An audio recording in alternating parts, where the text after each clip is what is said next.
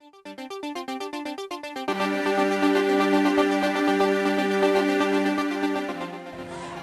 with you in this march for freedom and justice. We are with you in this march against war and destruction. Our demands today unite us in the struggle for an end to war and destruction. Welcome to the protest against the NATO G8. My name is Kusela Hilo from Bayan, USA and the International League of People's Struggles. And we founded the International League of People's Struggles US chapter yesterday so we could march against the NATO G8 with you. Thank you, Koo, and I'm Joe Osmaker. Are you ready to march against the war makers? Today we have brought together, over this past year, over 100 organizations and thousands of activists around the country and around the world who have built for this protest. We have dragged NATO's name through the mud. Congratulations! And we're going to be joined on stage by a list of speakers who are going to bring you greetings from the various organizations. Our first speaker is Malik Mujahid from the Muslim Peace Coalition. Abdul Malik Mujahid is the founder of the Muslim Peace Council, president of Sound Vision, and chair of the Council for a Parliament of World Religions. Please welcome Malik Mujahid.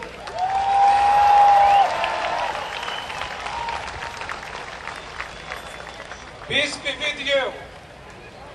Peace be with you. Peace be with you. It is the peace which has brought us this place. Are you with me? 50 leaders of 50 nations are gathered in this city. Are they gathered here for peace? Are they listening to their own people? Each of this nation, when you survey them, survey after survey, they say we are against war. Why they don't listen to their own people? Is this democracy? In last 10 years, my brothers and sisters, NATO has blood on his hand. Blood of 2 million people who were killed for no reason, without any trial, without any evidence. Do you support that? NATO has made in last 10 years 10 million refugees. It is like making the whole LA out of its own home. Do you support that? Well, brothers and sisters, you have the future. You're on the right cause. You're for peace, and we are with you. Are you with me? Let's march for peace. Let's stand for peace. Let's move for peace. Thank you so much. Thank you. Thank you, Malik.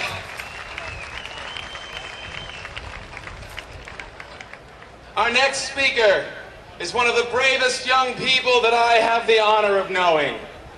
On Wednesday night of this week, the Chicago Police Department kicked in her front door without a warrant.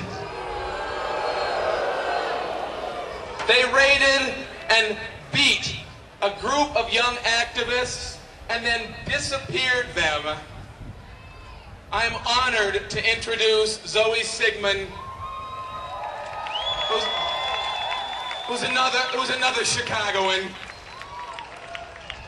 and she represents Occupy Chicago. Give it up. Hi guys, I'm Zoe Sigmund from Occupy Chicago. As you just heard, my home was illegally raided on Wednesday night by the Chicago Police Department. 9 people were arrested, and 3 of those people are still in jail. These people were all my friends. They were people like you and me, people here to protest. This campaign of terror is not over. There have been others raided this week. There have been others arrested. Last Last night, I was on the phone with a girl who was down at the protest watching an activist get run over by a police truck. I'm scared. I don't have a safe place to stay at night because there is no safe place to stay at night. They violated our privacy, they stole our security, and they terrorized our trust. I choose to fight back. People keep asking me, is it true? What they should be asking, what they should be questioning, is the ease with which police get away with terrorism. As tempting as it is to direct my fury at the police, I keep struggling to remind myself that they were not independent agents acting with a personal vendetta. It is in the mayor and the president's best interest to dissuade us from resisting the war machine.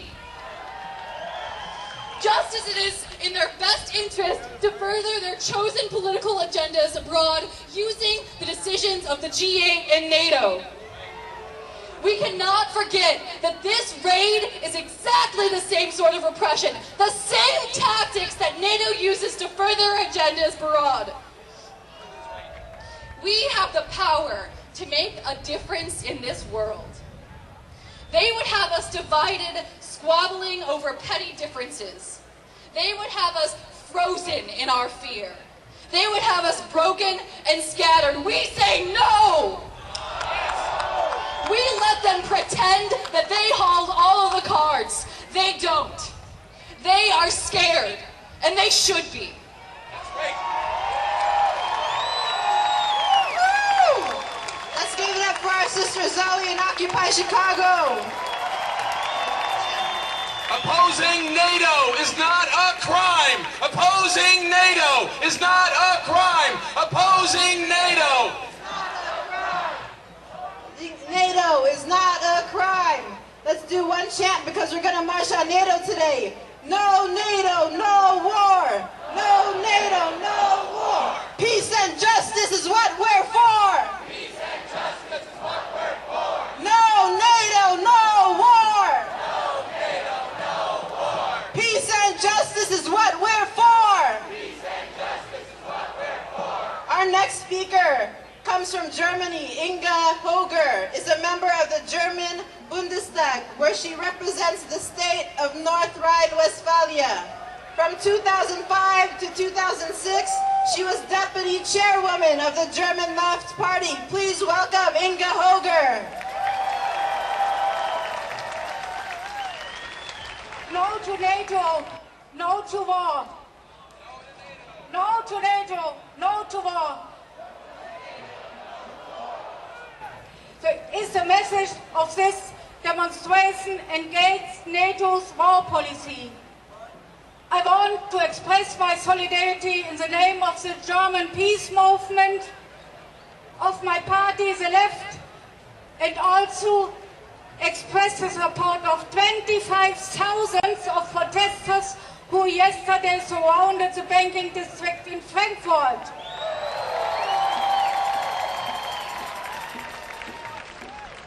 The messages of the protest in Frankfurt yesterday and our protest today are closely related. We will not pay for your crisis and we will not pay for your wars.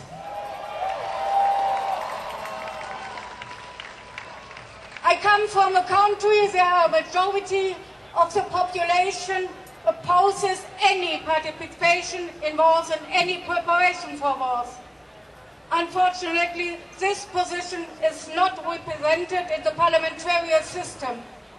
Nearly all of the relevant parties, with the exception of the Left Party, have supported the deployment of 5,000 German soldiers to Afghanistan and also that of thousands of soldiers to other regions in the world.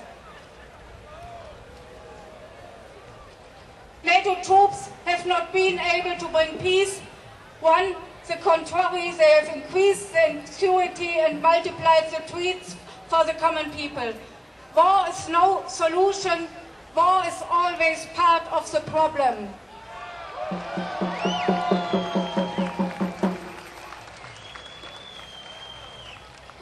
are therefore fighting to bring back all the German troops from Afghanistan immediately.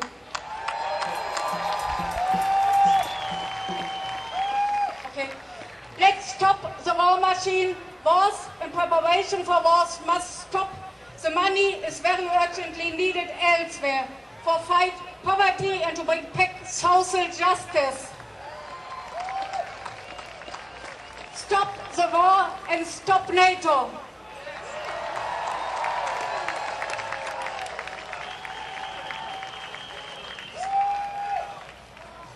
Thank you, Inga.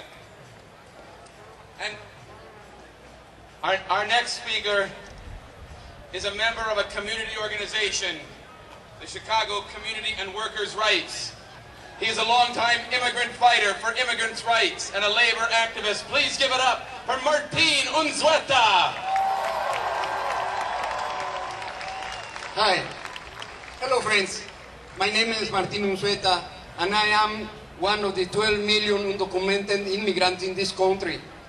I am also a worker, a father, and a community organizer. As many others, we hope that the President Barack Obama will make a difference in the lives of oppressors, people in this country.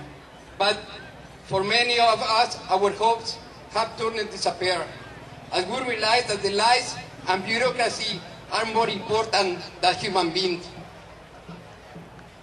This administration should be ashamed. Friends, immigrants came to this country to work and provide a better life for their families.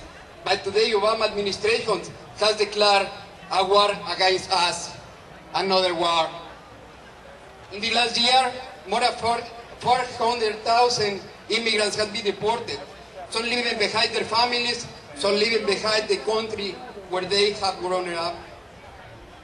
For this of us that stay here, the government is trying to take away our rights with the complicity of big corporations. In my community, I see workers for 15, 17 years or more years working in the same place have been dismissed. The employers use programs like E-Verify and NICE Audit to keep workers scared. Fire these workers is again gain benefits and violated our rights as human beings. Thousands of families with little children have seen less bread, less tortillas, less meat on their tables.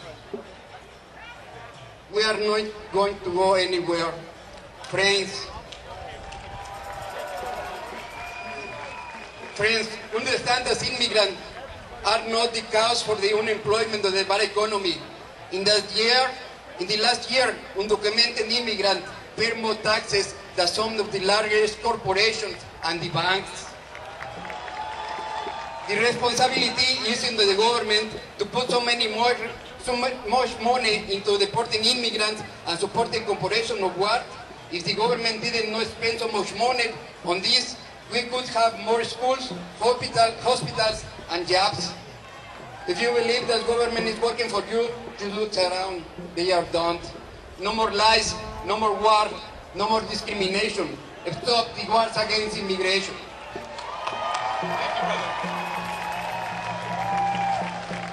Thank you. Our next speaker is Lisa Grab, a student activist in New Jersey and has been an active part of the National Working Committee of Students for a Democratic Society. Please welcome Lisa Grab. Good afternoon, friends. Good afternoon, visionaries and seekers of truth and justice. We must recognize that the U.S. citizens enable the U.S. government to be the oppressor. We must recognize the urgency to end such oppression. And we must show the U.S. citizens that they are, although sometimes indirectly, the oppressor. As long as American citizens continue to accept culture, consumer culture, to accept corrupt mass media, to accept the narrowly defined cookie-cut definitions of success, American citizens will continue to oppress. Simply by our passive, unquestioning support of the institutions whose very foundations were built on oppression. Our education system plays a tremendous role in perpetuating these oppressive institutions. very definition of education has been co-opted by imperialism. Students must be taught how to think, not what to think. Additionally, the system would have us believe that knowledge, non-tangible knowledge, can be fragmented, packaged, and commodified. Cuts are made to education while the war budget is nearly 20 times that of education. This system perpetuates class structures and oppression. Educate yourselves, educate others, be students for democracy. Students for a Democratic Society is here today. Look for us in the streets. Live the revolution. Thank you, sister. Is it my turn? All right. This next speaker makes me think of events a year and a half ago, and I have the strangest feeling of deja vu. Because a year and a half ago, our next speaker had his home raided by the FBI at 7 o'clock in the morning, terrorizing his wife and 6-year-old daughter. And then they left his house and came and raided my house. And this week, the Chicago Police Department has shown they're cut from the same cloth, but Hatem Aboudeya from the U.S. Palestinian Community Network is going to come up and talk about the struggles here and the struggles of the Palestinian people. They're the same. I bring you a message of support and salute from 7,000 Palestinian political prisoners, 2,000 of whom just ended a historic hunger strike, winning all of their demands from the terrorist Israeli government. I and 6 other Palestinians are among the 24 being investigated by the FBI and the Department of Justice. We've all refused to testify to the grand jury. We've refused to stop our organizing against the war and in support of social justice. We refused to stop demanding that NATO end its collusion with the criminal Israeli state.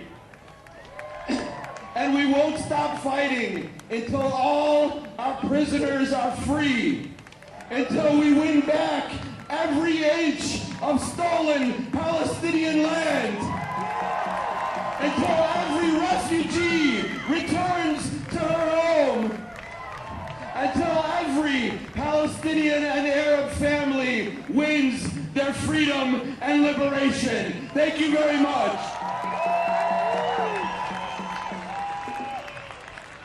Our next speaker is Sarah Finkel, a member of Pilsen Environmental Rights and Reform Organization, PERO, an environmental justice alliance against war and profit over planet. PERO is part of the Chicago Clean Power Coalition, which this year shut down 2 coal-fired power plants in the neighborhood. Hi everyone, this is Sarah and I'm Selene. I'm from Rising Tide Chicago and we are part of the NATO EJ Alliance, which is comprised of various local organizations, EJ and faith-based, and we're emphasizing the effects of war on climate change. We usually say system change, not climate change. But what does that mean? It's easy to get overwhelmed by the details, atrocities, and lies, but a system is just a large entity with many parts, parts that are connected. The system that we are pressuring to change is the system of resource war and profits, the GA and NATO. Even though we had a victory enforcing the G8 on Chicago, they're still functioning to control the majority of the world's wealth for their own gain. They are the leaders of the system we need to change. NATO, a connected part of this system, is the bully, the organized military front of the G8. NATO's agenda of seizing land, and foreign governments for their resource war is the agenda of their G8 for their profits. In fact, any proposed solution to climate change that has a profit margin for a single person or corporation is a false solution. And it has to be criticized. Because of capitalism's false solutions to climate change, this system then produces multiple effects, including climate conflict, the fight for basic resources when they are diminished due to the fact of aftermath of war. In detail, climate change will affect crops, which will force people to compete for basic needs. Climate change will affect sea levels and terrain through violent storms, affecting the most vulnerable communities, indigenous communities, communities of color, to force migration of these climate refugees. This is environmental racism, and we need environmental justice. We will be at the northwest corner of the field if you all want to march with us. Thank you. Thank you. Thank you, sisters. When we began the coalition last summer, the very first meeting included a faith-based activist by the name of Newland Smith. And Newland is a quiet and moral voice of authority who has, I have to say that if I had met him when I was 18, I might still be religious. Newland is an inspiration. Newland Smith from the Episcopal Peace Fellowship.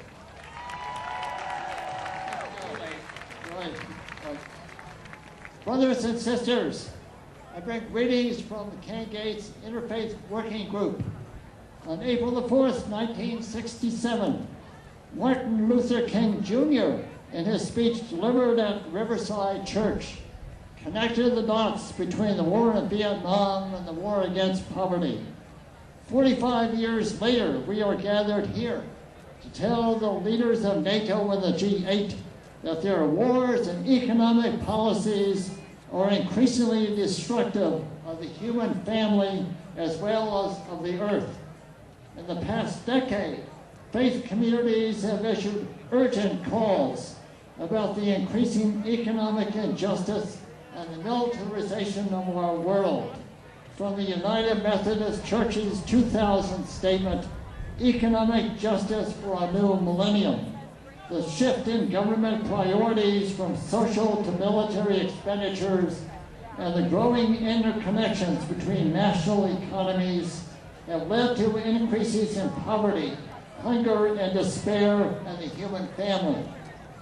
And Brant Rosen, rabbi of the Jewish Reconstructionist congregation in Evanston, in his sermon for Yom Kippur 2011, War Without End, said, "Just like all empires, our nation has positioned itself to fight war without end. And like all empires buckle here at home under the weight of our own power and ambition."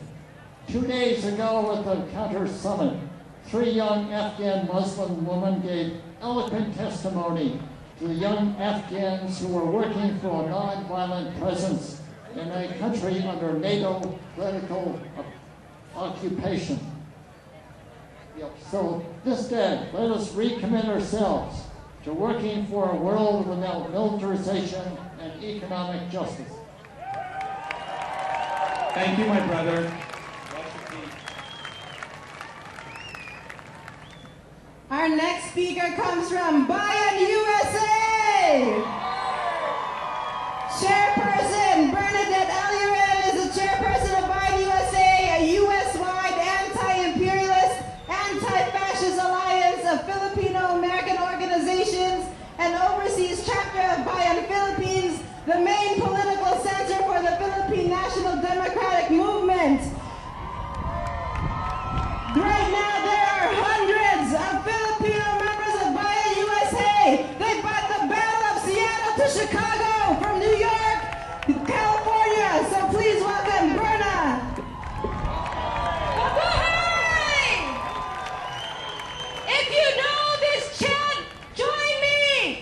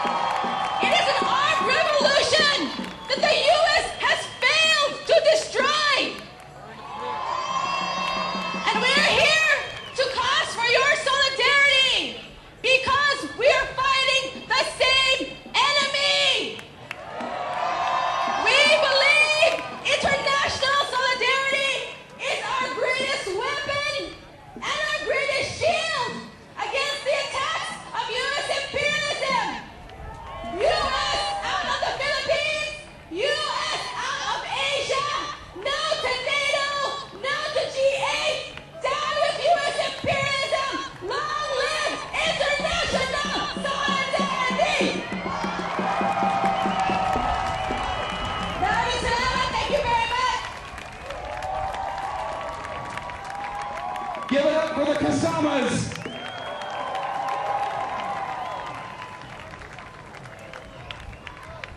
Our next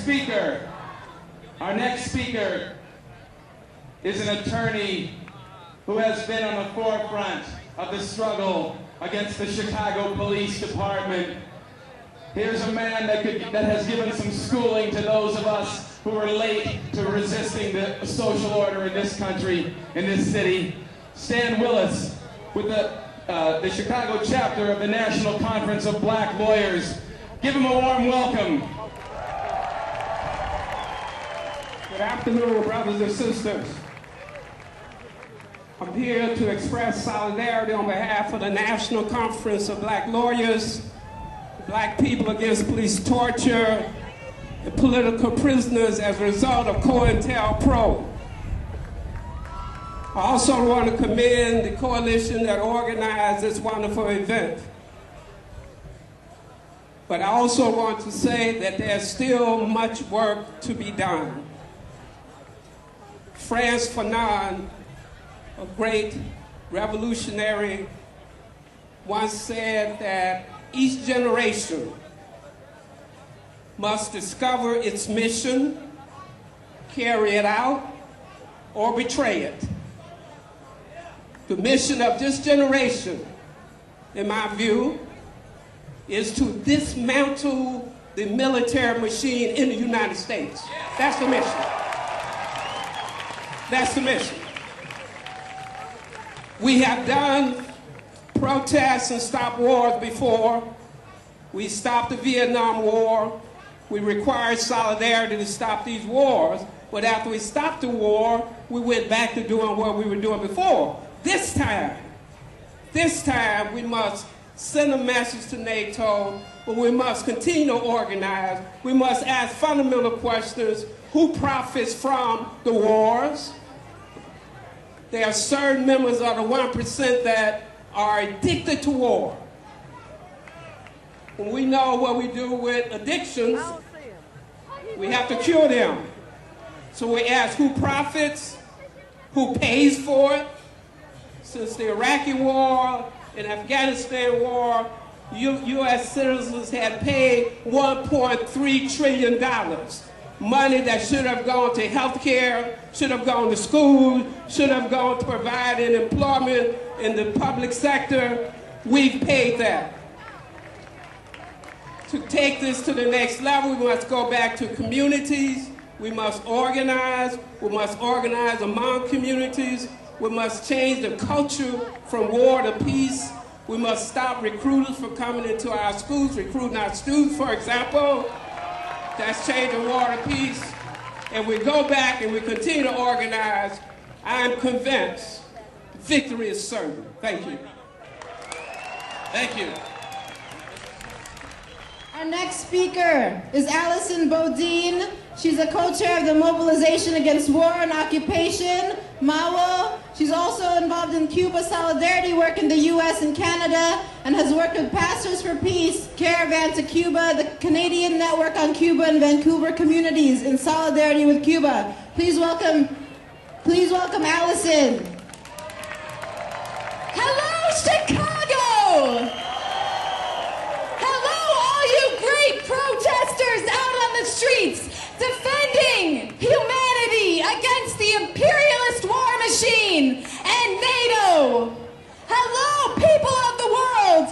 We are part of your struggle. We are part of your resistance against the military aggression of colonial powers. Today, I am bringing you a greeting from the people of Canada. We are with you in this march for freedom and justice.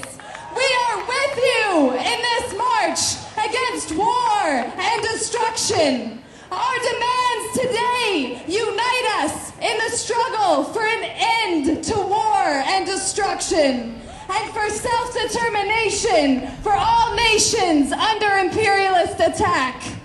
I want to thank all of the organizers from CanGate in Chicago and beyond for encouraging international participation in this protest.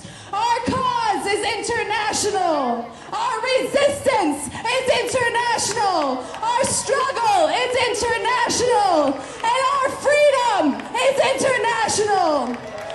The Prime Minister of Canada, Stephen Harper, is over there behind those walls. Canada is one of the U.S.'s biggest partners in death and destruction through NATO.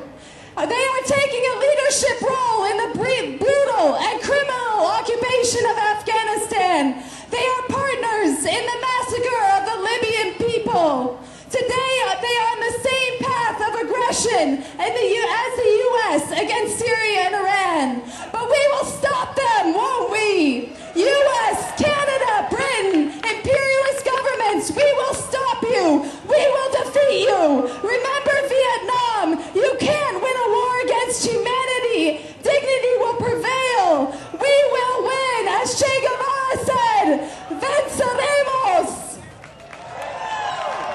Thank you, sister. The next man, Larry Holmes. I remember when I was a student activist speaking at a national march against a war in Central America, I believe. He began decades of revolutionary work as a military resistor during Vietnam, and today he's a leader in the Workers' World Party and co-director of the International Action Center, and he's also among UNAC's coordinating committee. Larry Holmes. Mic check. Mic check. We demand that all charges against NATO protesters who've been arrested be dropped. Stop the war against Occupy. Stop the war against Occupy. Sisters and brothers, I'm holding up a small picture of Trayvon Martin. You remember him. Why raise Trayvon Martin at a protest against NATO? It's because just as NATO wages war against oppressed, struggling people of the world on behalf of the rich 1%, we have police departments all over this country, including Chicago, and vigilantes who are waging war against young people, particularly black and brown young people. Trayvon Martin was a victim of that war. They want us to forget about him. And that is why I want you to repeat, Trayvon Martin, we will not forget. Trayvon Martin, we will not forget. Who's going to protest at the Democratic Convention and the Republican Convention? Raise your hands. Raise your hands. What if you don't know about it now? Get ready, because that's what's coming up next. Power to the people. Abolish NATO. Thank you, Larry. Our next speaker is Kees Gavreau, a member of the Administrative Committee of the United National Anti-War Coalition. She's a founding member of Connecticut United for Peace and a founding member of the Connecticut Coalition Against Indefinite Detention. Welcome, Kees Gavreau. Sisters and brothers, I cannot tell you how moved I am to be standing with you here today. With you, who are the leaders of the next great stage of the fight to end U.S. wars. Their campaign to make us give up our right to protest brutal military occupation and roboticized assassination has failed. You stood up with the powerful tools of mass, peaceful legal action, and you said no to the new security state. No to racist and religious profiling, mass incarceration, militarized police forces, preemptive prosecutions of Muslim Americans, privatized detention centers, secret evidence and grand jury witch hunts and detentions without charges or trial. We say no! We say no! After this march, please join with the United National Anti-War Coalition, UNAC, to continue this fight on a national basis. Some people said we shouldn't march in an election year. Is that true? No! The horror wrought by the U.S. and NATO military in Afghanistan, Pakistan, Libya, Yemen, Bahrain is not ending. The terror brought upon people by the midnight boot on the door, by crippling economic sanctions on Iran, weapons shipments to Syria, combat troops to Africa. All of these are bipartisan decisions. They are enacted with equal vigor by the Democratic and Republican parties alike. Only our independent mass mobilizations will end this barbarism. We must build a new independent movement in collaboration with the Muslim American community, with immigrants, unionists, black community. No to the NATO G8 war and austerity agenda. No war or sanctions on Iran and Syria. And all U.S. aid to Israel. Free all Palestinian prisoners of administrative detention. U.S. out of Afghanistan and Pakistan now. Yes. All right, I got to give this one over to Koo. All right, I have the honor of welcoming a freedom fighter. Our next speaker is Carlos Montes of the Committee to Stop FBI Repression. Carlos is a nationally respected leader, and I knew he was serious when I saw him at the Republican National Convention protesting in 2008. But he's been doing this for a long time. He's a co-founder of the Brown Berets, a Chicano working class youth organization in the U.S. from the late 60s and 70s. And he has never stopped. And the state attacks, and what does Carlos do? He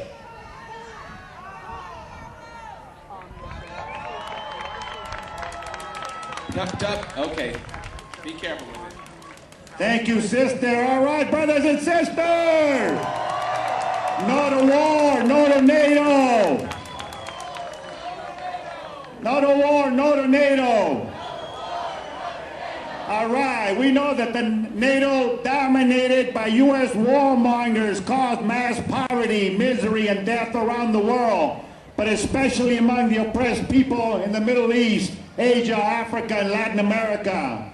We know the U.S.-NATO war causes mass displacement and mass migration to the rich nations, where we are further exploited by racism and repressive immigration police laws. My family migrated from Mexico. I have fought for over 42 years for equality and the right to self-determination of the oppressed people of the world and the Chicano, Mexicano people in the Southwest. I stand today with you. I stand with the people that NATO and the U.S. government are attacking, such as Afghanistan, Iraq, and Libya, and possibly soon Syria and Iran. But we will not let them do that attack, right? Now my solidarity and activism are being criminalized. On May the 17th, my home was raided by the sheriff's SWAT team and the FBI at 5 a.m. The government is trying to make my case like those that stand in solidarity with the oppressed people around the world, like Palestine, Colombia, and Mexico. They are accusing me of materially supporting terrorists. I am not a terrorist. I am an activist. I am not a terrorist. I am an activist. Who are the real terrorists? NATO and the imperialist agenda of war and destruction. I go on trial on June the 20th, but despite that, I'm here standing and speaking out in solidarity with you. We will not let this attack scare us into silence. I'm here standing with you demanding justice, justice for the people of Afghanistan.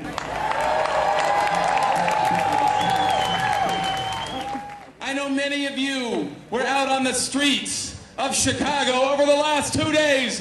Give it up for yourselves if you were marching in the streets.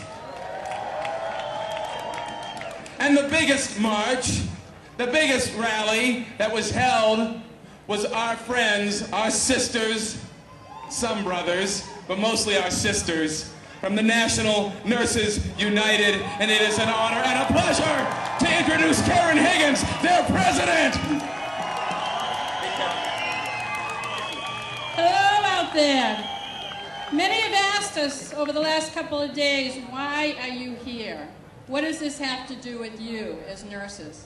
We're here because of all of you. We're here because we're watching you suffer every single day, struggling to make ends meet. We're here because this economy has made it so horrific for everybody to survive in this country. But we're here because this isn't just in this country.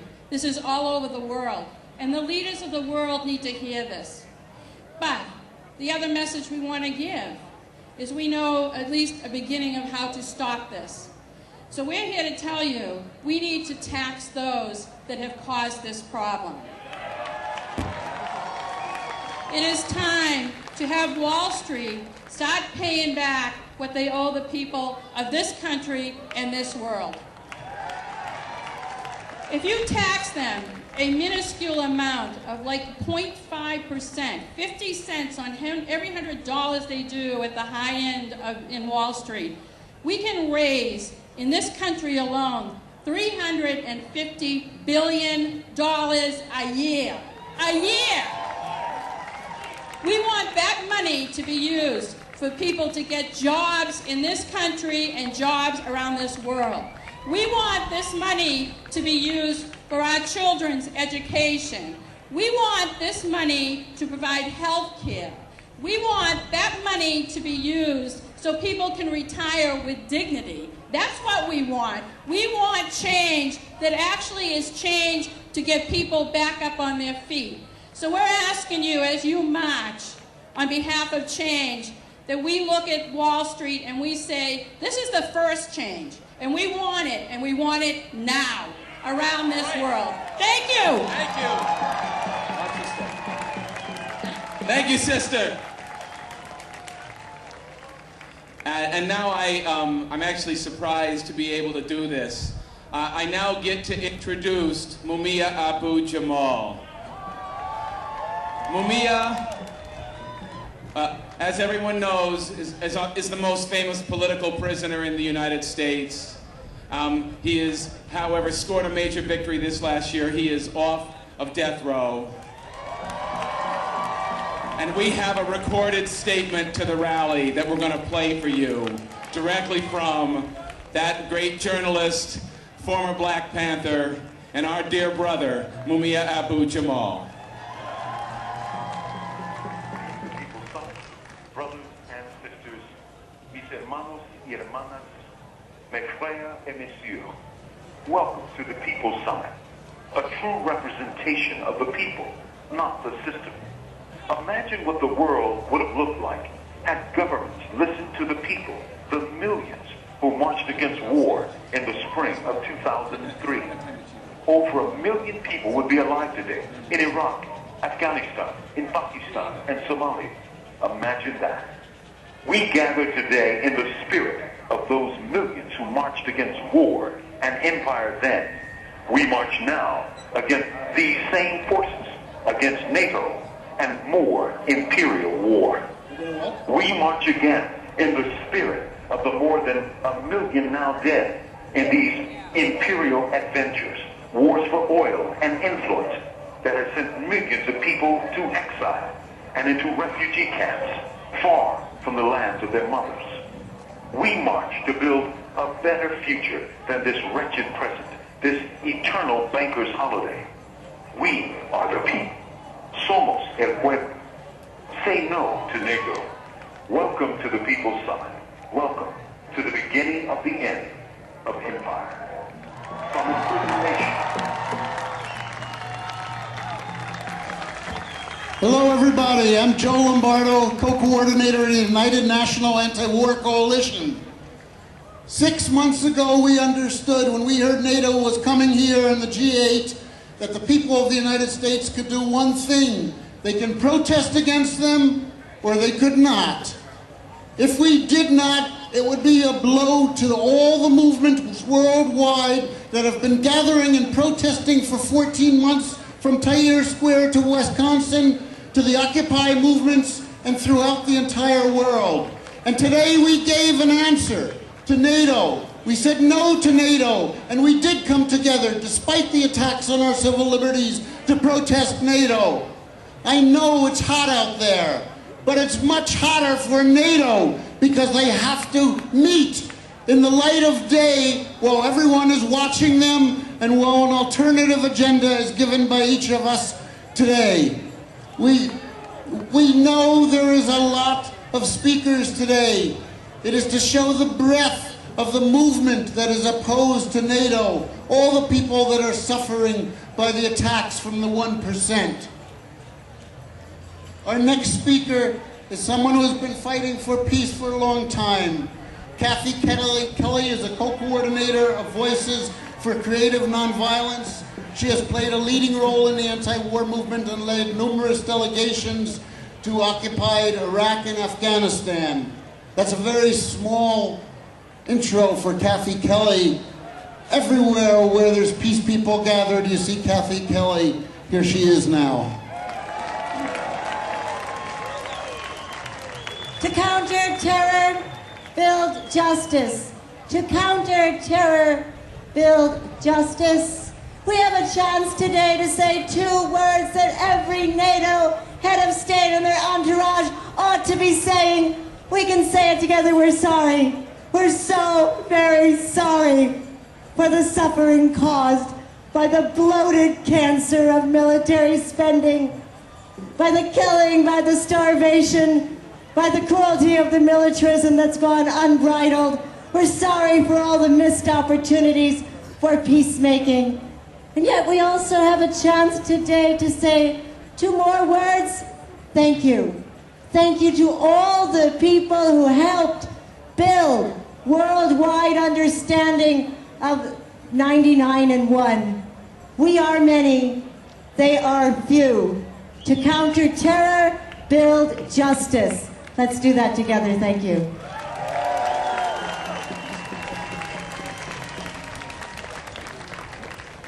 Okay, my name is Kienga Taylor. I'm with the Coalition Against NATO G8 War and Poverty Agenda. I'm also with Communities United Against Eviction and Foreclosure. While the warmongers of the global 1% talk about their war in Afghanistan, we also want to talk about the war at home and the war that's going on here. To help do that, next we have Crystal Vance Guerra of Occupy El Barrio.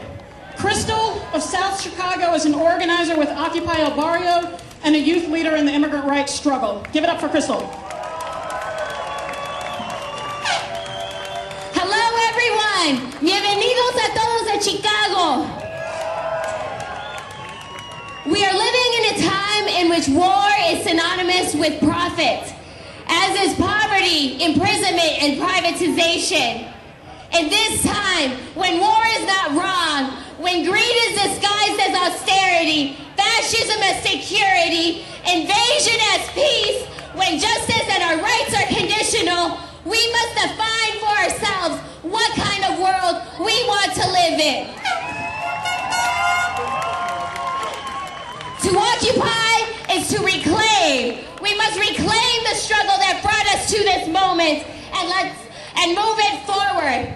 Let's take back the vacant homes. Let's take back our public schools. Let's take back our clinics.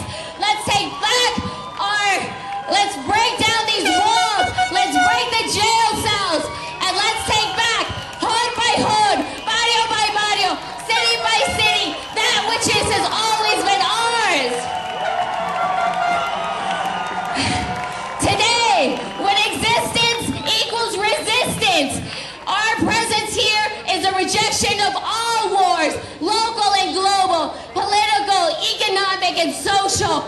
We stand here today, together, united across the world, to show that we, the people, can create, that we, the people, are the change and the difference, and we will not be stopped.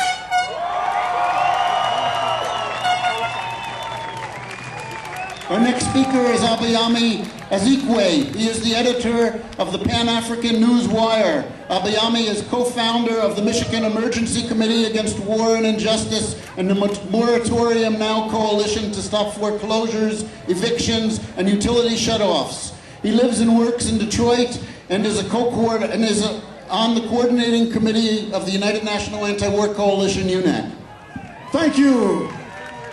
Good afternoon. We are here this afternoon to express our solidarity with the people around the world who have been victimized by the North Atlantic terrorist organization. In particular, the peoples of the former Yugoslavia who had their country destroyed by NATO. The peoples of Afghanistan who for the last decade or more have had their lives destroyed by the Pentagon and by NATO. And most recently, the people of Libya who, under the guise of a humanitarian mission, had their country bombed for some 8 months by the Pentagon and by NATO. We express our solidarity to all these peoples around the world. We also want to emphasize that the world economic crisis, which has rendered billions to unemployment, to poverty, and to underdevelopment, also provides us with an opportunity to bring about unity among the people who have been impacted by capitalism and imperialism in order to build a new world devoid of war, exploitation, and impoverishment. And finally, to carry out our objectives, we must go into our communities, into our workplaces, into our schools, and into our religious institutions to educate, to mobilize, to organize, and to bring about the destruction of imperialism and to liberate humanity once and for all from war and from exploitation. Long live international solidarity. Death to the North Atlantic Treaty Organization. Down with the Pentagon. Down with the U.S. Africa Command. Long live the people's struggle against injustice. Free our political prisoners. Long live international solidarity. Thank you so much, brothers and sisters.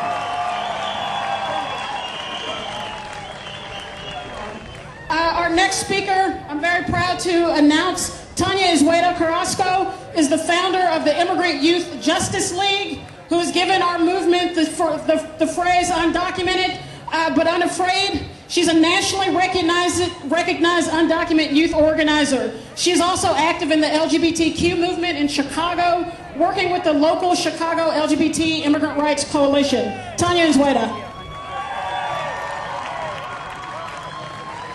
My name is Tanya, and I've been living undocumented in the United States for 18 years, living, existing, seemingly without authorization. And as I'm telling you this, I need us to remember that as we understand that there is increasing deportations, increasing privatization of detention centers, and increasing death at the border, that wherever there is oppression, there is resistance. There's also, as undocumented people are living in the United States with no way to be recognized as full human beings, we continue to resist. There's resistance not only by those who have the privilege of having U.S. citizenship or legal status, but also by those of us who are perceived as vulnerable, who are undocumented. All over the country, there are immigrants from all sectors organizing and saying loud and clear that we are undocumented, unafraid, and unapologetic. And to conclude, I have basically 3 messages. To my undocumented people, only when we are scared and we do not organize do they have power over us. It is not easy, but we must fight back. To our allies, understand that existing, organizing undocumented in the United States is a constant struggle and that we need solidarity. And to the government, as long as there are wars and poverty, there will be migrants. As long as there are people in power that benefit from deportations, there will be deportations, but there will also be those of us fighting them. And as long as there are undocumented people, there will be those of us willing to protest, willing to risk arrest, willing to risk deportation in order to highlight the hypocrisy of the government. Because as long as there is oppression, there will be resistance. Thank you.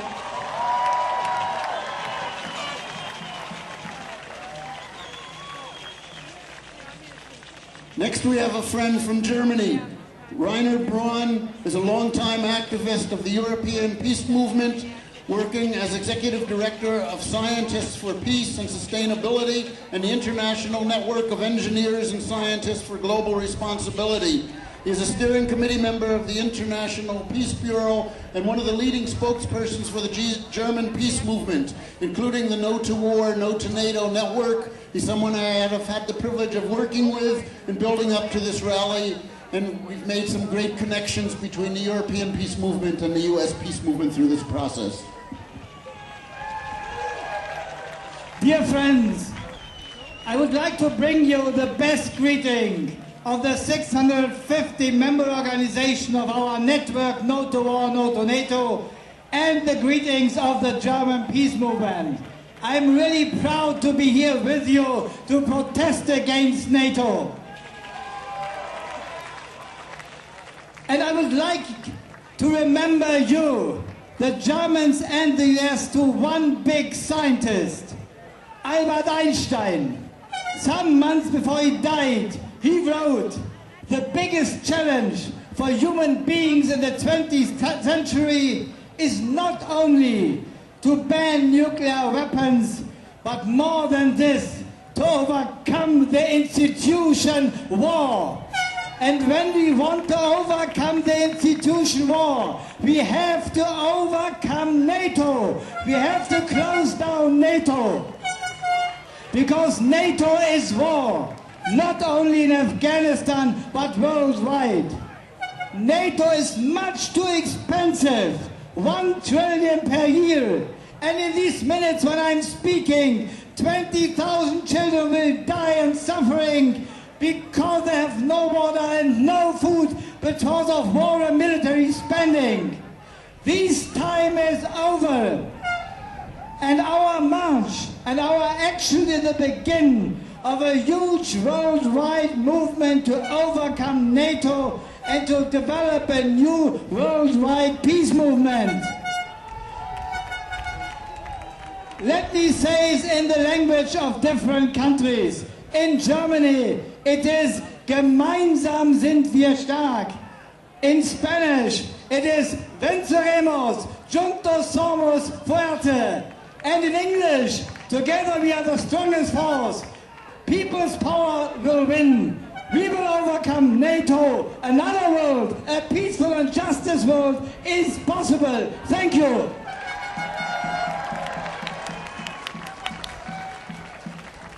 All right. Next up, we have Angela Walker from the Amalgamated Transit Union, Local 998, Legislative Director. Angela Walker is the Legislative Director of ATU Local 998, which represents Milwaukee County Transit System bus drivers. Let's hear it for Angela.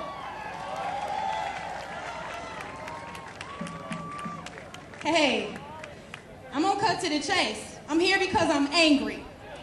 I'm angry because the people in power, and I use that loosely, haven't been listening to us. We have been demanding an end to unnecessary conflicts overseas for well over a decade. They don't hear us. We're still there. Our young people are being used as a private police force to protect oil and other interests of the 1%. Not okay. The rights of the women of Afghanistan are being used as we speak as a bargaining chip by the tools who are funding the Taliban with one hand and fighting them with the other. Money for very urgent human needs is being siphoned off to fund U.S. imperialism, while on American soil, infrastructure is crumbling. Barack Obama and Bradley Manning, two persons who could not be more unalike. One is African American, at ease in his gender identity, married, the father of 2 daughters, while Bradley Manning is white and single and gay. One is President of the United States, winner of the Nobel Peace Prize, honored and feted in Hollywood, while Bradley Manning is a 24-year-old Army private who today is still largely in this country faceless and voiceless and languishes in jail with 22 counts of treason and espionage brought against him. Obama is a man who can authorize torture and assassination anywhere in the world, and has, while Bradley Manning has been a victim of that torture. Obama, the constitutional law professor, declared Bradley guilty before his trial even began, and now unlawfully denies public access to trial evidence. Barack Obama appeals to state secrecy and national security to disguise and conceal his war-making agenda, while Bradley Manning has become a beacon worldwide, a symbol, willing or not, for the people's right to know what their governments do in their name. The contrast between these two men is stark, it's undeniable, and it couldn't be sharper. So the question is, which one, Obama or Bradley Manning, is the American hero? The question is, whose side are you on? That's the question. Whose side are you on? You must make a choice. You cannot be for both.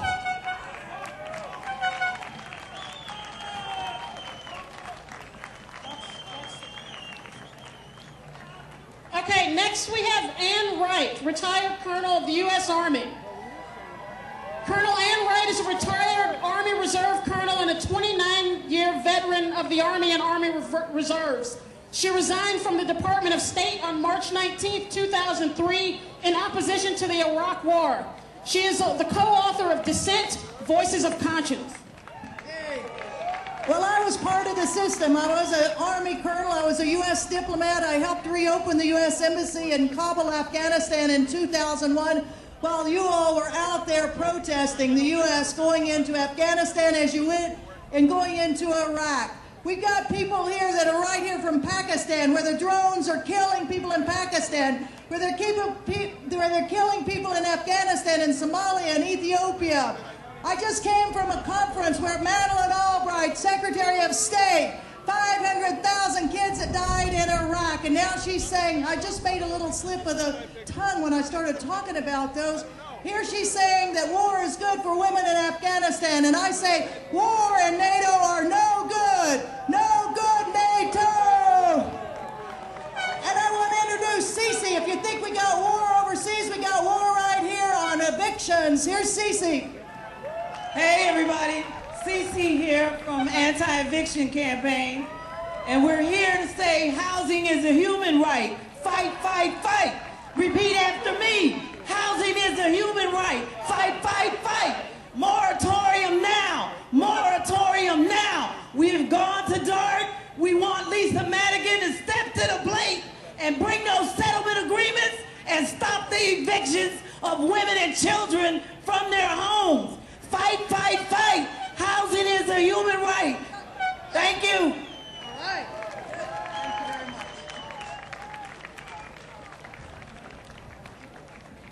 All right, next we have an anti-war organization and an anti-war leader that you all know, Medea Benjamin, founder of Code Pink. She's recently come out with a new book on drones, which tells you all the information you want to know about robotic war. This is Medea Benjamin.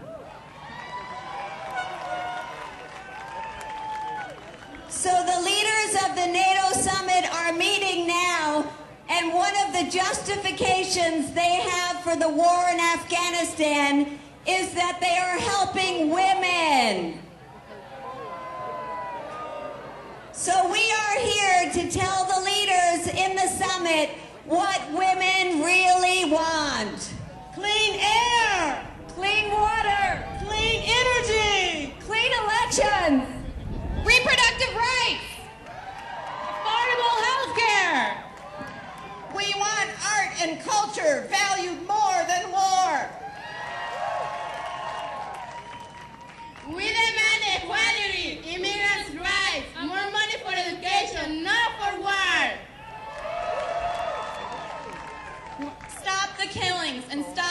violence at home and abroad. Women want justice and peace. Women want justice and peace. Women want justice and peace. Women want justice and peace. Women want justice and peace. Women want justice and peace. Women want justice and peace. Women want justice and peace.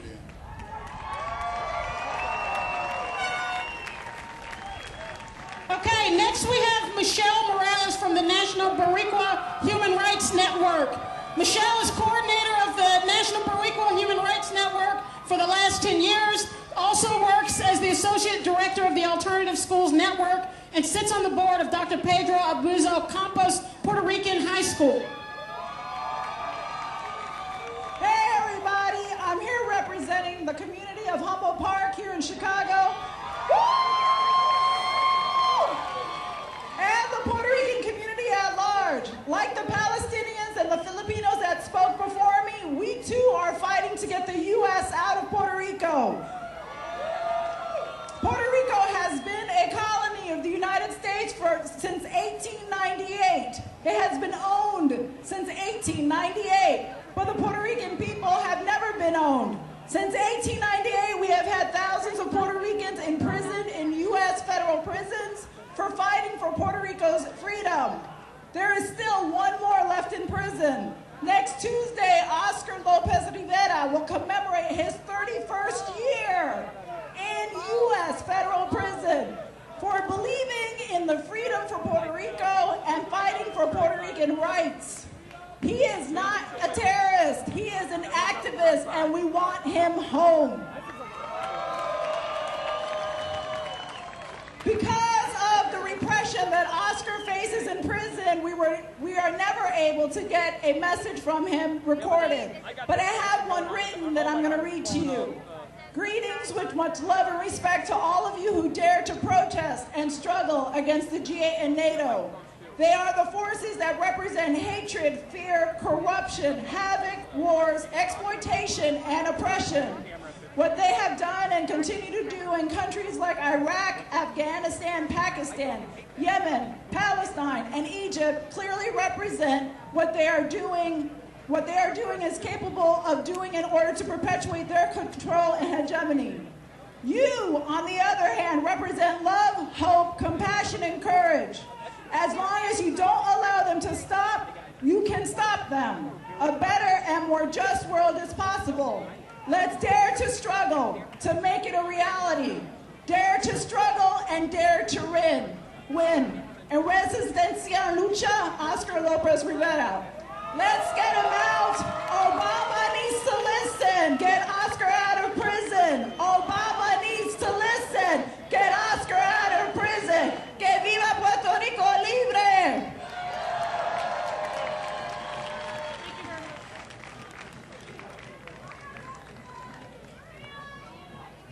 Okay, how many people here have heard about what is going on in Greece? Okay, so in the last couple of weeks, the Greek left have shaken up politics in that country by rejecting austerity budgets and the idea that the poor have to pay for the rich gambling with all of our futures. The coalition, Syriza, the left coalition, which has won in the elections, has actually sent the protest today a brief statement that I'm going to read. Dear brothers and sisters of the anti-war movement, millions of people are familiar with NATO's records of crimes over the last years in the Balkans, in Iraq, in Afghanistan, in Libya, to just name a few. At summits like the one here in Chicago, they are planning the creation of a new kind of NATO, even more ruthless, aggressive, and dangerous. The struggle against NATO, against imperialist wars, against occupations and dictatorships, in defense of the Arab Revolution, in solidarity with Palestine, in defense of the right of people to self-determination, is a global one. In these times of severe economic crises, their war machine is more dangerous than ever. For example, threatening war on Iran to protect their profits.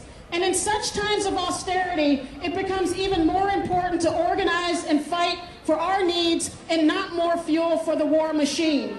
But you, our friends in the U.S., are the ones who are struggling in the belly of the beast. It is a hard struggle, but it is a struggle worth fighting. The anti-war movement in the U.S. is the one that can stop the leading force of the war machine. We salute your mobilization against the NATO Summit, and we send you our solidarity from Greece. Antanas Devanalis. Thank you. Our next speaker, Donna Carter, is a spokeswoman for the mental health movement and a fearless leader in the struggle for the human rights and health care.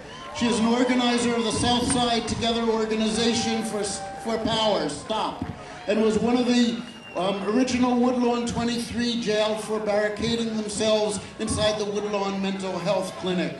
And, Thank you. Healthcare and mental health care is under attack. In Chicago, we have people coming home, more than 30,000 military from the National Guard that have no insurance, that have no military health care, and they are coming home beaten and broken. There will be no one to take care of them. They will die or go to prison. Right now, we are fighting to keep the few 12 public health clinics open. We have 16 people that are hospitalized and 2 deaths since April 9th. The richest country in the world is murdering people and telling them too bad because you don't have money. What we want all of you to do is have your damn moment. Contact Obama and tell him that he needs to speak to Rahm Emanuel because he sent Rahm Emanuel here to destroy health care for the poor. This is important to NATO because every day a soldier somewhere is told to kill. And once they've committed that atrocity, they are damaged for life. When they come back home, we need to make sure there's somewhere for our soldiers to go. Contact Rahm Emanuel and contact the president-elect and tell them, get it together because public health care must remain public. Thank you.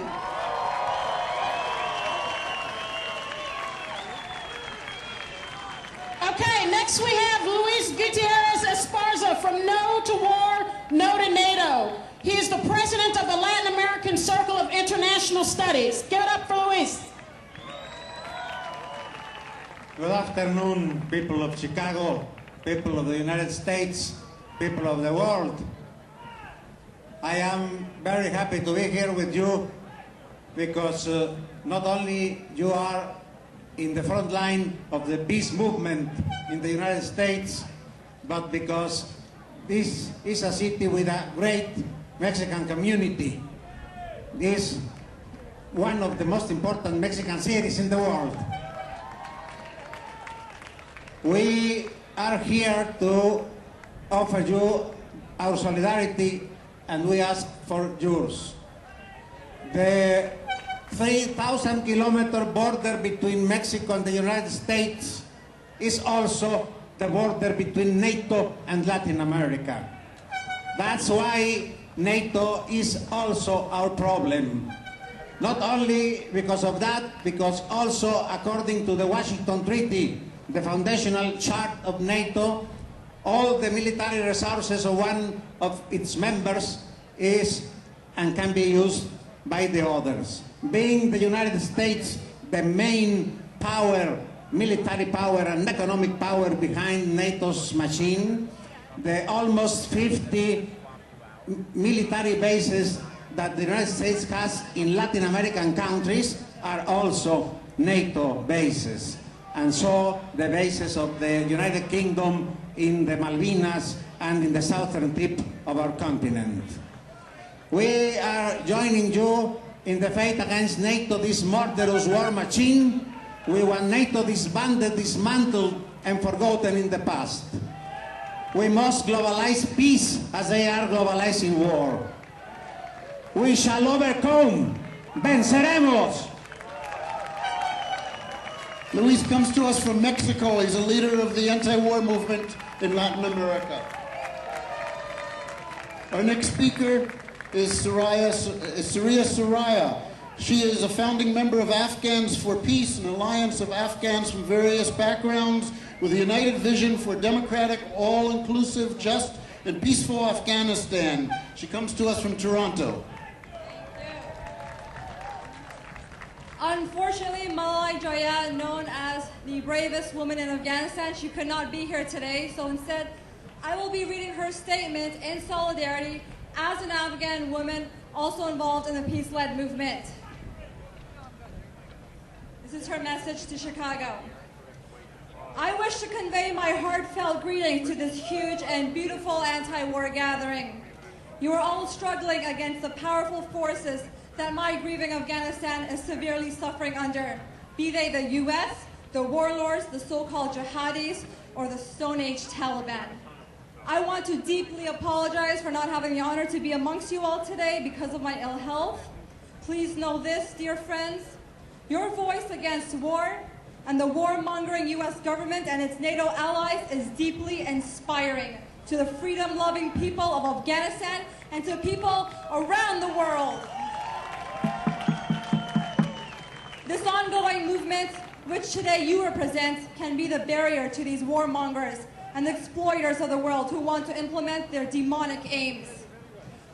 Here in Afghanistan, people are thirsty for independence, democracy, and social justice. Your struggle against wars waged by your own government is vital to the victory of freedom-loving Afghans and to people around the world too in their struggle for freedom and emancipation. The US-NATO war in Afghanistan is killing many innocent people. All this bloodshed just for a permanent military presence, for geostrategic reasons. NATO is planning here in Chicago for a new era of war. If they are able to stay in Afghanistan, they will launch more wars in our region and in Africa and beyond. Especially in a time of economic crisis, NATO's war endangers the whole world. NATO's bombs will never deliver democracy and justice to Afghanistan or to any other country. As you raise your voices today in protest, you are being heard all across Afghanistan and around the world. I'm not with you physically today, but in spirit and in heart, I am there with you, together with millions of Afghans who want this war to end. I have no doubt that we will see the day when this voice of the 99% pulls these global bullies down and punishes them for their crimes. Down with war and down with NATO. Long live international solidarity.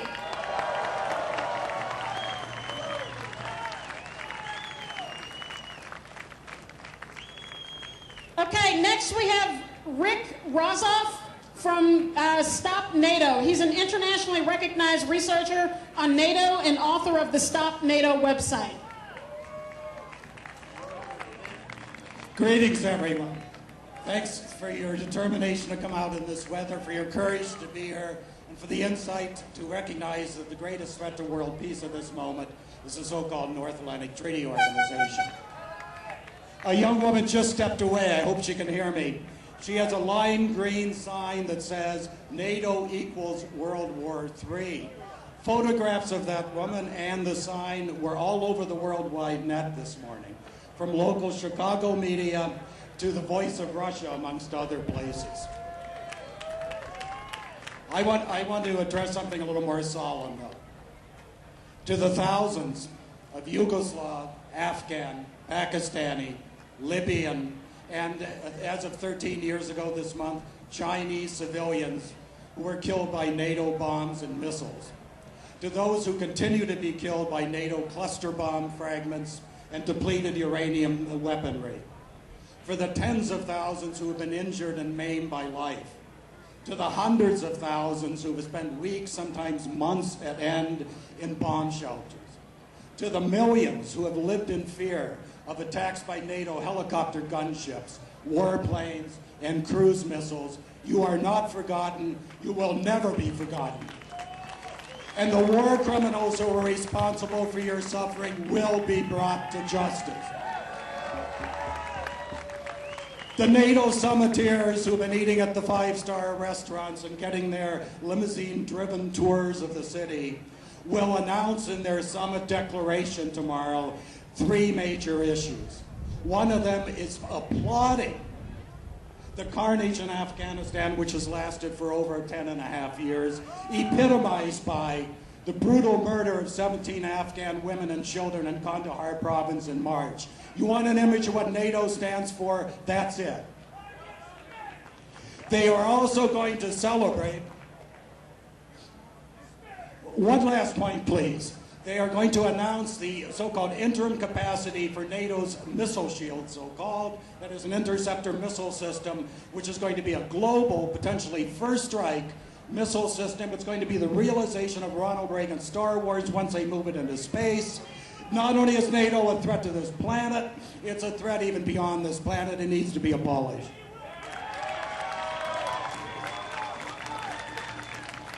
We're getting along on the list. Meredith Abbey is a founding member of the Anti-War Committee in Minneapolis, Minnesota. Meredith's home was raided by the FBI in September 2010, and she is one of the 24 anti-war and international solidarity activists facing political repression for their activism. Here's Meredith. As the token Minnesotan speaking from the stage today, I'd like to give a shout out to all the people from out of state. Let's give it up for ourselves. The FBI came after many of us in the Minneapolis anti-war movement because we were the main organizers of the last big anti-war protest in this country, the RNC in 2008. They raided my home and have tried to criminalize solidarity to Palestine and Colombia. But they haven't silenced us. They haven't silenced Carlos Montes, and they haven't silenced any of you. Instead, they've made it all too clear how important our work is. And here we all are. We remain committed to opposing the wars of US and NATO and to supporting the struggles of oppressed people across the world. We must be here so we can march on the NATO Summit. The people of Afghanistan, Pakistan, Libya, Syria, and Iran should not be in the crosshairs of NATO. NATO should not get to decide whether or not the people of the world live or die under occupation. We must be here. This is an undemocratic and secretive meeting, and the only way we get a voice is by being in the streets. We have to raise our voices at McCormick Place so they will hear our opposition to war and greed. We, the 99%, must be here to stand with our sisters and brothers from across the U.S. and the world to say that we oppose NATO's imperialist wars for the 1%. From Afghanistan to the Middle East, we demand justice. We demand peace. From Afghanistan to the Middle East, we demand justice. We demand peace. Thank you. It's an honor to march with you. Okay, next we have Graham Klumpner, an Afghanistan veteran. Graham is a former Army Ranger who was deployed twice to Afghanistan. Hey everybody, I just want to talk a little bit about reconciliation and nonviolence today. I spent almost 4 years of my life practicing violence against the people of Afghanistan. And I know better than anybody what it means to be a purveyor of violence. And as you drive around the city today, you can see police from 6 different states. You can see the Secret Service, the FBI, the NSA. Wave if you're one of them. I see a bunch of you out there right now.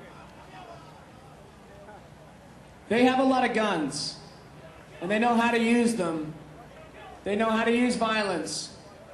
And if we want to create a different world, we're going to have to live that different world today. It's not going to be tomorrow. It's not some revolution that we, kick down the Capitol steps and take it with guns and we have a new world. It's something we start living different and we wake up the other side of the revolution. And I'm here with Iraq Veterans Against the War and Afghans for Peace to talk about reconciliation, because if we don't come together as a world, and that I know this is going to be frustrating to hear, but that also includes the police. That also includes the power structure. At some point, we're going to have to find a way to reintegrate as a culture and a community and come together. There's a lot of crimes that need to be answered before we get to that point. But I'm going to ask all of you today to stand with Iraq Veterans Against the War and Afghans for Peace as we lead this march to return our medals to NATO. I need your help because they're going to do every single thing that they can to discredit us. They're going to call us traitors. They're going to say that we aren't real veterans. They're going to say that we don't speak for the American service member. And that's lies. You ask any American service member, they know how poorly they've been treated. They know how they were lied to. And we're going to speak to that today. We're going to demonstrate to the world that there is different voices. So I ask you all to join with us in nonviolence because they only have one answer. They only have one tactic, and that is violence. And they're going to use that first, last, and always. We have to be for something better. I know how angry you are. I'm angry too. But stand with us today and let's start building a different world we can all live in. Thank you very much. Thank you. Afghan and Iraq vets will be leading us in a few minutes to march on NATO. Be there and join us. We know that what we have done has hurt NATO and the G8. That's why they divided the two. They wanted to try to divide us, but we stand united. And not only in this country, not only during an election period when they said we couldn't mobilize, but we are united with people all over the world. There are 6 demonstrations happening in Europe this week in solidarity, in London, in Ireland, and in other places. There are demonstrations in 3 cities in India, in Bangladesh, and in Pakistan happening. And there's a demonstration today in Tehran, Iran. They are hoping that we can build a strong enough movement to stay the hand of our government and NATO so they will not be attacked. To do this requires some money. They have all the money in the world because they take our tax dollars. We only have the money that you can give. There are people throughout the crowd and we'll be along the march with buckets that say Ken Gate on the side, white buckets. Please put money in there so we can pay for this and the next one we have to do until we defeat NATO and it no longer exists in this world and this planet can live and breathe once again. Thank you. Thank you, Joe, and United National Anti-War Committee. My name is Andy Fair. I'm very proud to be one of the organizers of today's march. And with us today, I'm very proud to say, is Saeed Khan, who is a leading member of our own Chicago Pakistani American community. Saeed, tell the audience why people oppose, why the people of Pakistan oppose the drone attacks on your country. Thank you very much. I was in Pakistan. I just came last Thursday. I bring the best wishes and support from the people of Pakistan. My friends, the time is short. We have to go. I'll briefly tell that there are 2-3 things I have to tell about the occupation of Afghanistan. The people of Pakistan want that the occupation should end right away and all forces shall be withdrawn.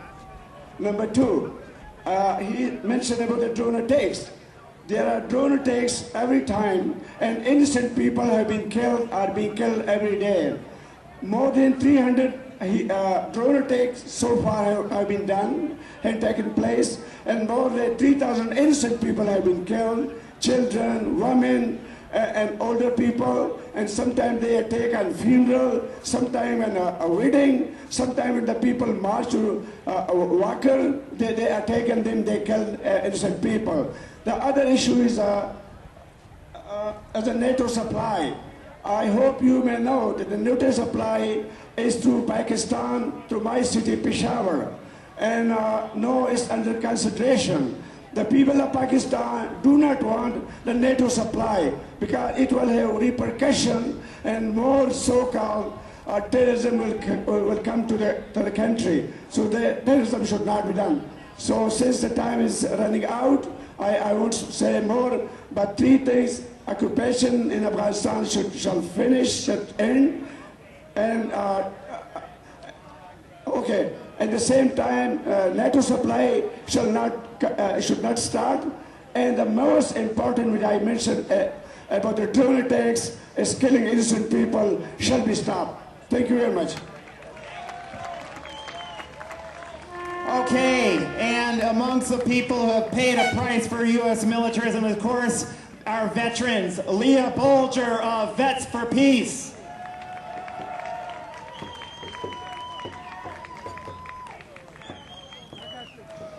Veterans for Peace believes that the most powerful anti-war voices are those of veterans who have seen firsthand the irreparable damage of war.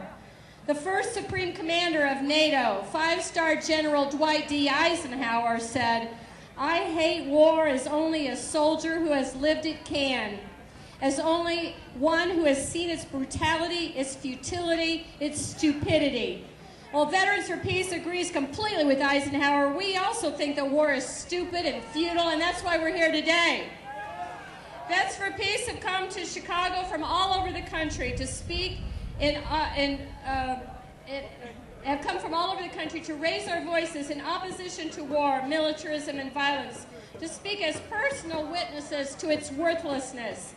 We want the world to know that the American people do not support our government in its illegal, immoral wars of aggression. We are outraged that our tax dollars are being used to kill innocent people, and we are deeply saddened to know that by waging wars of aggression, we have created enemies where there once were none.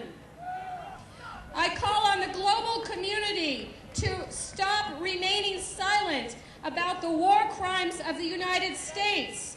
Stop ignoring the gross violations of international law that this country commits on a daily basis. I urge international leaders to stop being intimidated and bullied by the political and economic pressures that this country imposes on you. And I encourage all citizens of the world to support each other as the brothers and sisters that we are, the global family which shares this planet. Peace.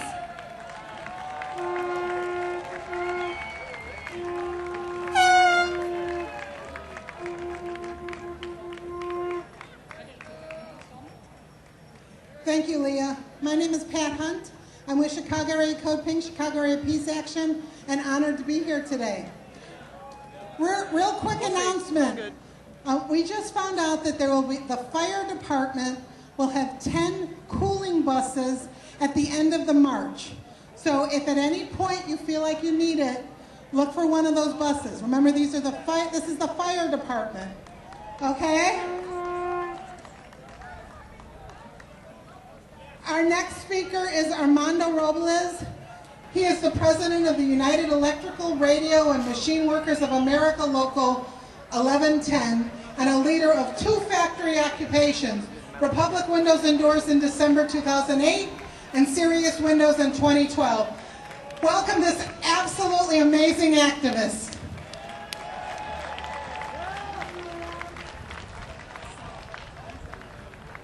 Buenas tardes a todo el mundo en general. Bienvenidos a Chicago, la casa de los Republic Windows and Door Workers Occupy. Welcome to Chicago, to all the world, to the home of the workers of Republic Windows and Doors occupation. We are here to protest against the NATO, to protest against the austerity that all 20 countries creating in the whole world. And it's incredible how they spend money and war, and we have the nation with no education, poverty, hunger, and all that. That's the war that those presidents have to fight. They have to fight against the poverty, the education, in favor of education, in favor of the good quality institutions in the country and around the world. That's why we call the whole world is watching. The whole world is watching. The whole world is watching. Thank you very much. Thank you. Thank you, Armando.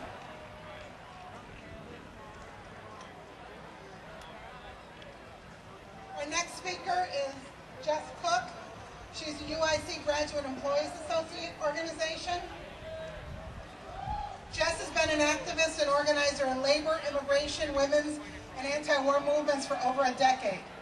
She's currently a graduate student at University of Illinois in Chicago, an outreach chair and a steward in the UIC Graduate Employees Organization. She's joined on stage by other grad union activists from the UIC GEO, as well as UCGO, the Teaching Assistants Association in Madison, and the Milwaukee Graduate Assistants Association, MGAA, at Wisconsin-Milwaukee. Even though I screwed up some of those names and some of those letters, please give a hand for Jess Cook. Hi everyone. So good to see everybody out here, even though it's so hot out. We just wanted to thank you all, and we're proud to be standing here. 4 unions from the Midwest, graduate workers unions. We're proud to stand here with you all at this important rally. We're all workers, unionists, students, educators, researchers, and many of us also community activists. And we believe that education is a right, and that all workers deserve fair wages, good working conditions, and respect. And we know that our fight for access to education and workers' rights on our campuses, including UIC GEO going into a contract campaign again, we know that our fights are connected to the wider fights for justice, such as those for immigrants, housing, healthcare, political prisoners, and peace.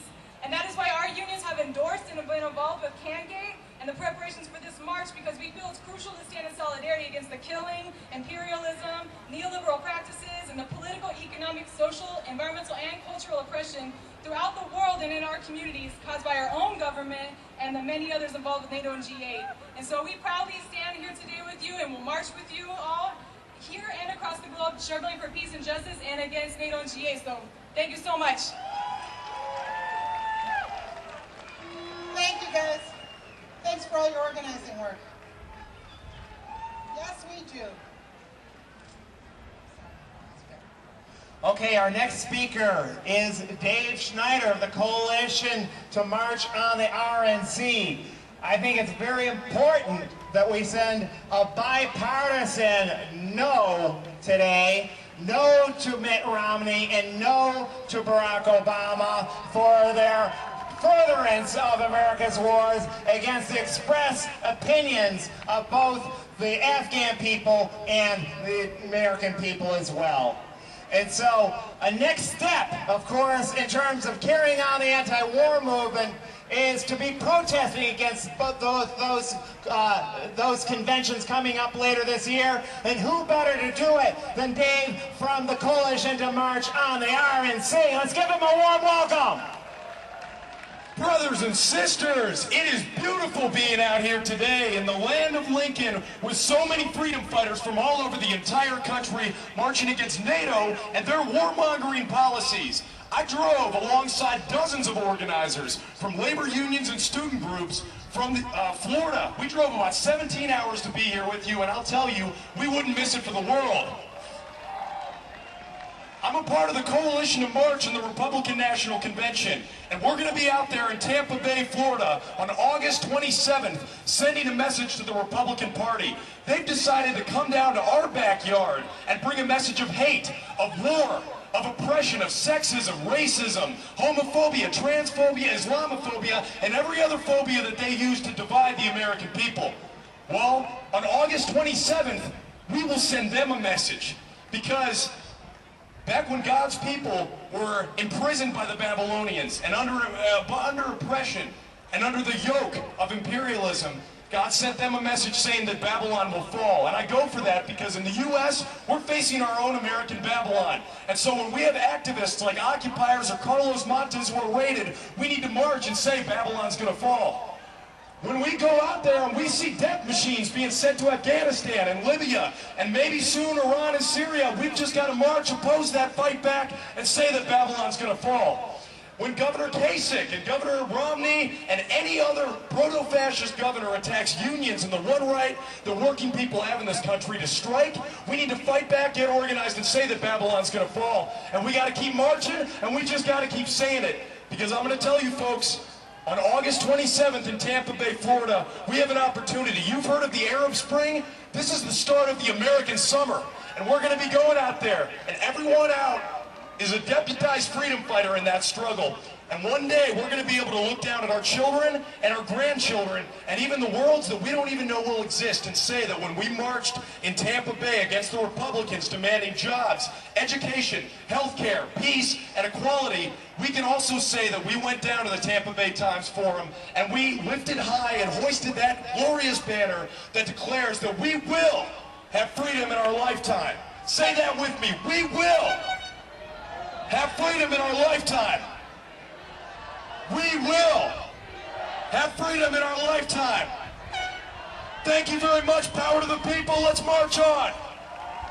Thank you, Dave. You got to promise it's going to be hotter in Tampa than it is here today. We'll see you in Tampa, Florida. I can't tell you how happy I am to be able to introduce our next speaker. Maria Pizarro is a leader of the immigrant rights movement. She's originally from Chile and became a refugee after she was a victim of the 1973 CIA coup d'etat. She was a founder of the March 10th movement that led the mega marches for immigrant rights. She's a proud mother of Rebel Diaz, and she's my friend, Maria Pizarro. Hi, brothers and sisters, friends, comrades. Somebody asked me what NATO stands for. I know what NATO stands for. NATO stands for neglecting and terrorizing organized workers, immigrants, women, and children. In 2008, they sold us hope, and in 2012, we realized that hope was a joke. Obama has deported more undocumented immigrants than any other president in the history of the United States. Let us stand together against the army of the 1%. The solution is not the Democratic Party, is not the Republican Party. The solution is in a unified force, in a popular front to defeat the agenda of war, austerity, and poverty. Thank you. Thank you, Maria. You're going to really like hearing from this next speaker. He and his union have done absolutely amazing work in Chicago. We're so lucky to have Chicago Teachers Union in our city. Jesse Sharkey is the Vice President of the Chicago Teachers Union, which represents nearly 30,000 teachers and educational support workers in the Chicago public schools. CTU is leading the struggle to defend education, teachers, and union rights against Rahm Emanuel. They're in an epic fight for their contract, which is under negotiation at this moment, and we stand behind them 100%. Jesse Sharkey. Thank you, sisters and brothers. The Chicago Teachers Union passed a resolution to come to this protest and support it because we understand that the agenda of NATO for war and austerity abroad is bad news for teachers and schools at home.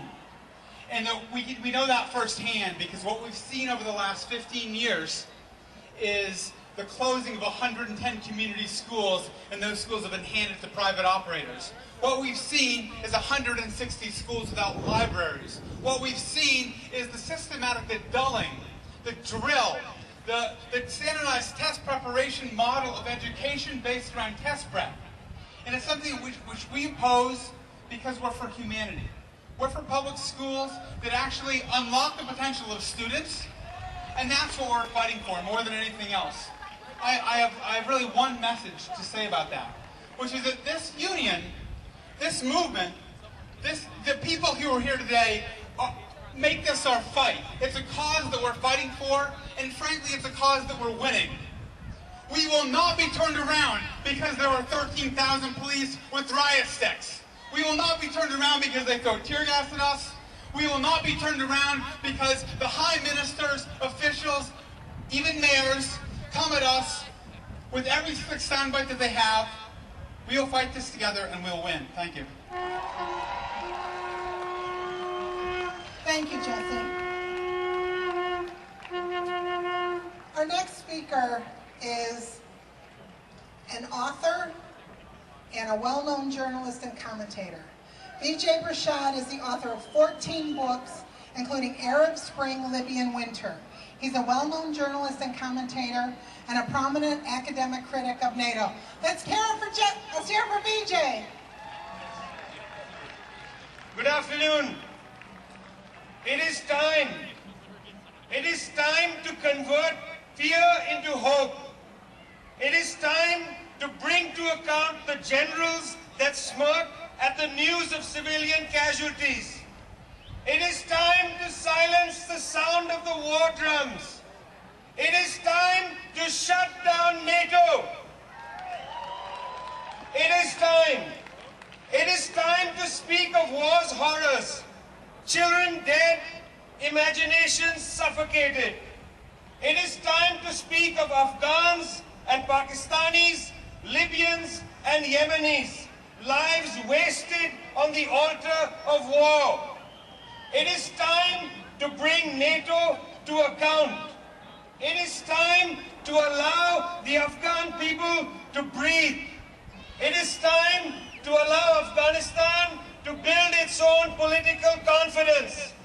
It is time to recognize that drones do not bring peace. The world is waiting. The air is still. The sun is shining. We are here in this time to say it is time. No more NATO. It is time. It is time to listen to Jesse Jackson.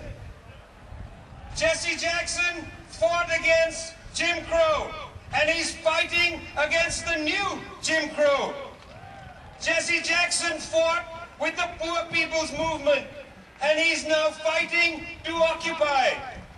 Jesse Jackson pushed society for justice, and he's still pushing our rainbow society to justice. We used to say, run, Jesse, run, but we also said, slow down, Jesse, let us catch up. The mayor of Resurrection City, Jesse Jackson.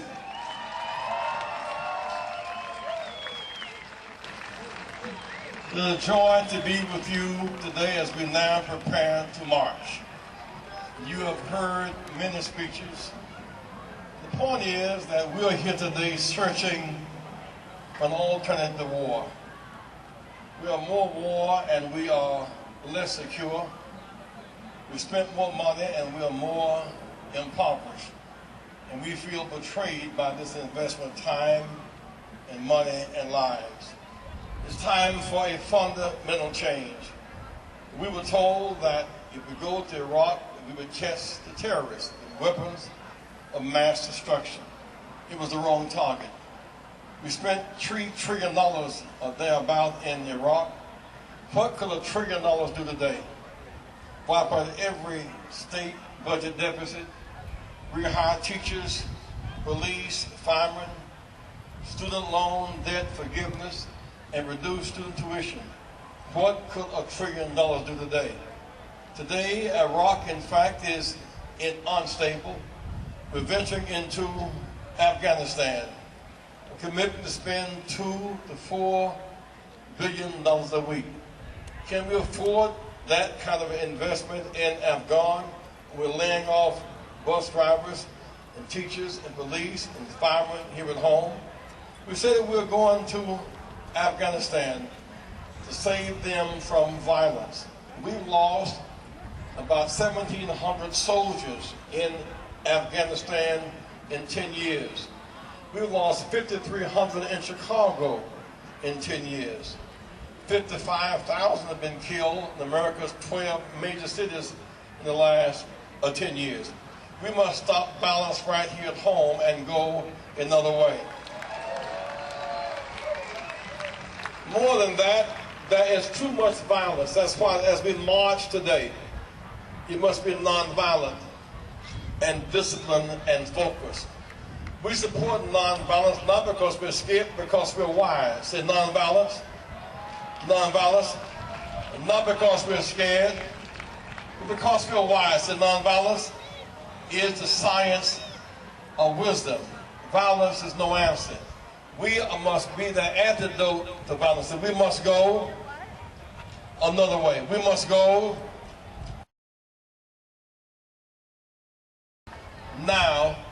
give peace a chance. We're here today to end violence. We must end violence and choose another way. There's too much violence today. We make the most bombs and we drop them. We make the most drones and we use them. We make the most bullets and we kill each other. It's too much violence, too much poverty. 50 million Americans today are impoverished. They cannot make ends meet. They are not bankable. They cannot make a bank loan. They cannot pay their house rent. 54 million are food insecure. 58 million are uninsured. And 44 million are on food stamps. Clearly, we must go another way. We must learn to live together and build a coalition that is multiracial, multicultural. Most poor people are not black or brown. They're white, they're female, they're young. But whether white, black, or brown, hunger hurts. Hunger hurts, and lack of medical care really does matter. Too much violence, too much war, and too much poverty. And so here we are today organizing an alternative to war. NATO began as a defensive organization to defend Europe from Soviet expansion. Well, that's over now. There to stop Germany from rising up militarily. That's over now. And so now it's a new day. There must be a new way. We need a peace machine, not a war machine. Say peace machine, not a war machine. A peace machine, not a war machine. We must learn to coexist and not coexist and not co-annihilate. Coexist and not co-annihilate. Beat our swords into plowshares and our spears into pruning hooks. Instead of war, no more. Must use our resources to fight a war at the end, fight a war on poverty again. Dr. King's last act on earth was to go to Washington to set up Resurrection City, to occupy between Lincoln Memorial and the Washington Monument. Occupy to choose the war on poverty and healing at home rather than the war on killing in Vietnam. Today we have those same choices. Today we must say we must choose peace, not war. Education, not incarceration. We have survived apart. We must now learn to live together as brothers and sisters, or perish apart as fools. And so today we march. Say we march. We march for health care. We march for jobs. We march for justice. We march for peace. We march to end the war. We march to declare this land is our land. Forward ever, backwards never. The soldiers are back home, but they need a home when they get back home. We love soldiers going to war. We don't love veterans so much when they come back home. Say veterans, when they come back home, deserve lifetime medical care, a home, a job, and education. Most veterans volunteer. They come from the poorest side of town, honor their blood, their sacrifice, and their commitment. These nurses must be today honored. When nurses fight for health care and not warfare, say health care and not warfare. That's the message. Love veterans, say love veterans when they come home, as we did soldiers when they went abroad. So this is our time. So this is our time. Every high school senior, every college student should now fight to reduce student loan debt. Use your power to register and vote. We've come too far to go back now. Let nothing break your spirit. Say march for jobs, march for veterans, march for health care, march for justice, march for peace. We will march and we will be heard. God bless you. On the side, it's my job.